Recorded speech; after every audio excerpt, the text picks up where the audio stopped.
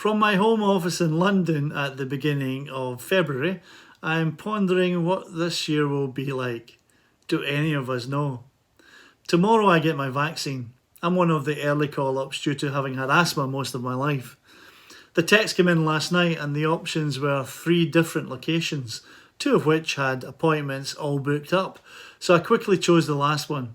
So at least I can put a time on when I will have significantly reduced the risk of getting COVID-19 to 12 weeks in the future. Other than that, it's a crystal ball that's required because the rest of society has to catch up then across Europe and the rest of the world. That aside, it still suggests that travel is going to remain difficult for most of this year, and many of the yacht shows put at risk again of not happening.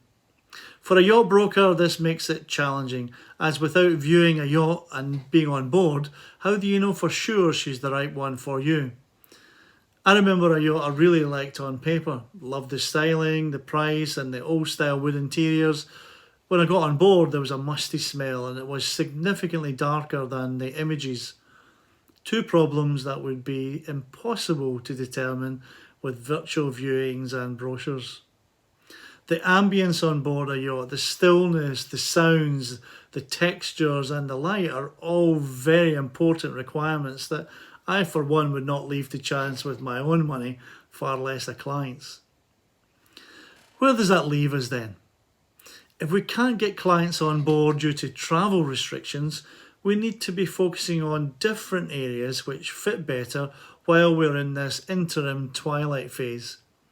I've been working hard at this challenge since early last year when I was grounded from my shipyard tour. I'd started 2020 with much enthusiasm. I'd several clients all finalising their selection and narrowing down what they were after. I was looking to create more social media material for potential clients by visiting as many shipyards as I could and posting the experience online. I started with Benetti and flew into Pisa at this time last year, about 2 weeks before a nearby town had its first outbreak. Then I went to Amels and Heesen in the Netherlands in the same week, and I was able to get a sneak preview of some of their yachts in production. Then it ended and the world changed. This year my strategy is to do more online, given that we're all now best friends with our Zoom app and more comfortable now that we know everyone has the same frustrations with getting online on time without looking flustered. I know that we have a range of different requirements of people online, so I had to cater for a wide range. Firstly, there's those who, like me, love yachts and like to keep close to the action. So I created a news site which is free to subscribe called Super Yacht Now, which creates the news from various magazines, online publications and the mainstream media to bring a daily dose of what's sold, new design concepts and the occasional update about when things go wrong.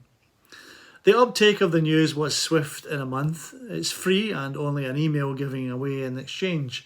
So with that part of the super yacht market comfortable of their involvement, there was a gap to address for those in the industry who meet up at the yacht shows and collaborate on projects for clients. For this, a community website and app was needed, and Super Yacht Networks was born. A small subscription of a few dollars will introduce subscribers to potential business opportunities and industry colleagues who understand the challenges we're all faced with. Several of those who have joined have shared their ambitious plans for the year and getting support as well as potential new clients. This article came out of a conversation with someone who I'd known for a few years by attending parties in Monaco, but it was the first time we had chatted.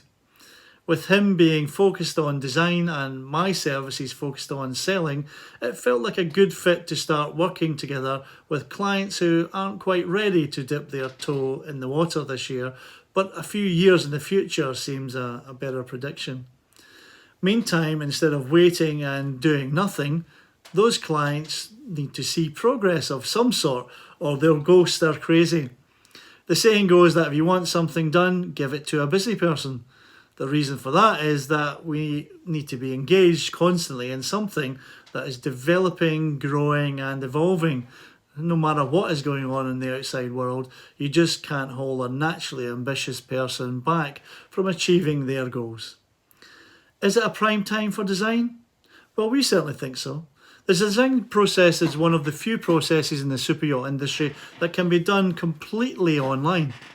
Design is about the interaction of people with images and creative brainstorming and fine-tuning of precise detail that can be done arguably even better in a close online environment.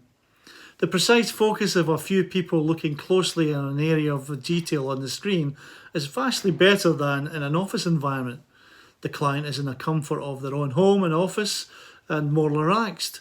Choose the right time of day and you'll get most of the creativity being generated and therefore more ambitious plans with more attention to detail than at other times. From designers like Clifford Den, Andrew Winch, Laurent Giles and Tilbert Design, this year we'll be using our online time with clients to bring teams together to create masterpieces of the future. The yachts that come out of this creative period will be the most ambitious, futuristic and life-affirming. This year, more than any in our lifetimes, we value life, value living, we value those things that were nearly taken away from us, and we want to make sure they won't get further away again. Let's start the design process. Let's make sure this quiet time through less commuting, less travel, isn't wasted, but instead merely redirected to better, more thoughtful use of our time. Thanks for listening.